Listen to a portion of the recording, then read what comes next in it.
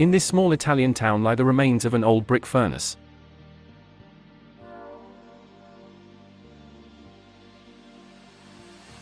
The furnace was founded by Giuseppe Antonio Giordano before 1880. It was developed by his son Giovanni Battista, and in 1910 it employed 30 workers. The furnace produced very fine bricks, renowned throughout the province thanks to the quality of the raw material and the great skill of the furnacemen from the neighboring hamlets. The activity of the furnace lasted until 1936, when it was stopped by the heirs of the family.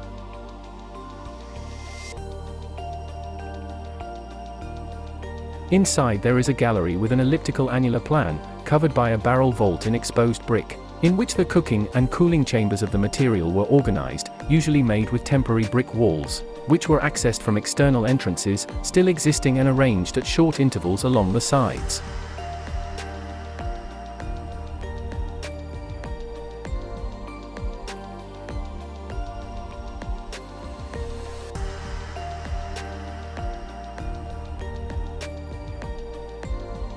The furnace proposes an archaic architectural solution in stone masonry, still linked to the rural construction technique, and is characterized by the maintenance of the original architectural structure with a ring-shaped gallery.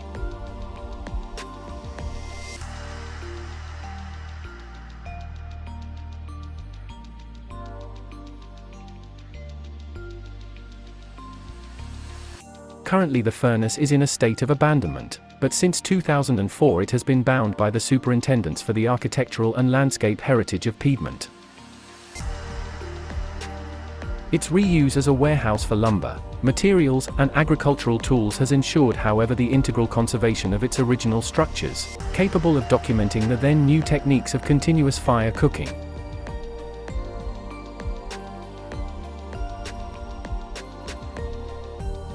The furnace area is open and accessible to anyone, as well as all of its structures, dilapidated and unsafe.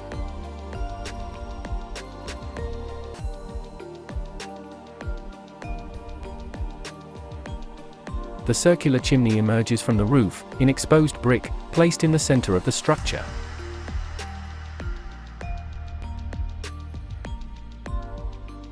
The roof of a warehouse is resisting, but in the summer of 2016 a storm with a whirlwind had torn off several asbestos tiles, causing them to fall near the houses on the other side of the furnace.